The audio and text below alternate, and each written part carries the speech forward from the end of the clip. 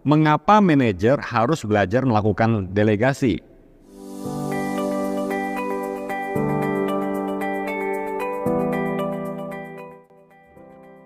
Hai, para manajer. Sebagai manajer, Anda tentunya tahu bahwa salah satu kompetensi penting yang harus dimiliki oleh seorang manajer adalah kemampuan untuk melakukan delegasi.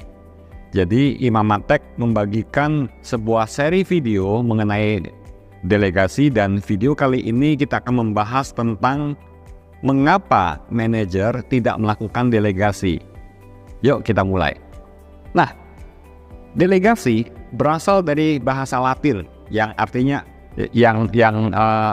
bahasa aslinya adalah delegare. De bawah, legare menunjuk atau perintah. Jadi terjemahan bebasnya adalah delegasi berarti atasan memberikan perintah kepada bawahan.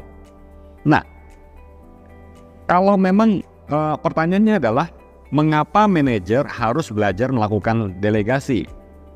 Karena kalau manajer tidak melakukan delegasi, maka manajer tersebut terpaksa melakukan tugas yang tidak dia delegasikan.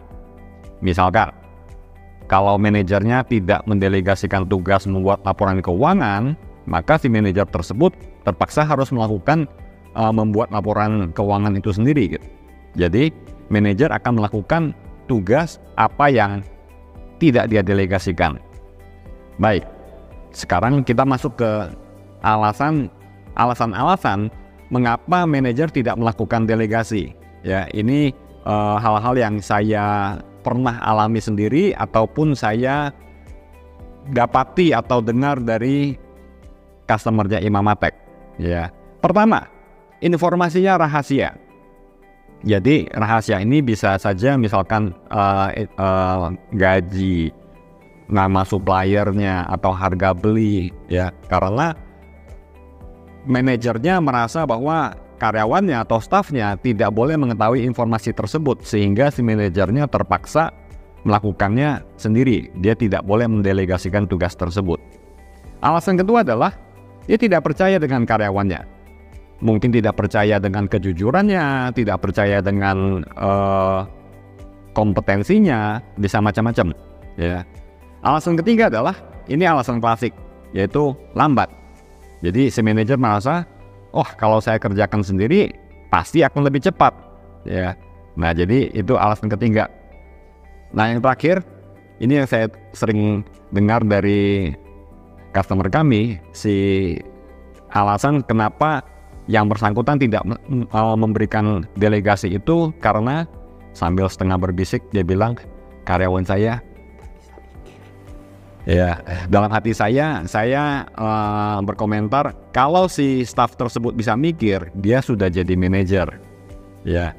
Nah, jadi itulah 4 alasan mengapa manajer biasanya tidak melakukan delegasi. Sekarang saya akan masuk ke mengapa manajer atau Anda yang sebagai manajer perlu melakukan delegasi.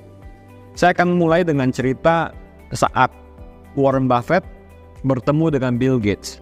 Saat itu Bill Gates posisi nomor 1 terkaya di dunia, dan Warren Buffett adalah orang terkaya nomor 2 saat itu. Nah, jadi ceritanya si Warren ini ngajak Bill Gates melakukan sesuatu gitu, tapi Bill Gates bilang, oh sorry, nggak bisa, saya sibuk. Terus si Warren bilang ke Bill Gates, coba saya lihat agenda kamu. Dia buka agendanya, wah jadwalnya sudah penuh sampai akhir bulan gitu. Terus nasihatnya si Warren ke Bill Gates adalah, Bill, belajar delegasi. Nah, Anda mau jadi seperti yang mana? Seperti Bill Gates yang kerjakan sendiri, jadwalnya penuh sampai akhir bulan, atau Warren Buffett yang hidupnya santai-santai saja, dia sudah delegasikan semua tugasnya kepada staff-staffnya yang kompeten, sehingga dia punya banyak waktu luang. Jadi, apa manfaat delegasi? Manfaat delegasi bagi manajer adalah Anda akan punya banyak waktu luang. Waktu untuk apa? Waktu untuk berpikir tentang hal-hal yang strategis, supaya divisi Anda atau perusahaan yang Anda pimpin bisa berjalan dengan lancar. Jadi kalau Anda terlalu sibuk dengan operasional sehari-hari, rutinitas sehari-hari, maka Anda tidak akan punya waktu untuk berpikir. Jadi itulah fungsi dari delegasi.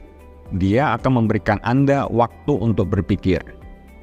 Nah, kalau Anda sendiri, mana yang alasan apa yang Anda pakai untuk tidak melakukan delegasi? Silakan tulis di komen di bawah ini.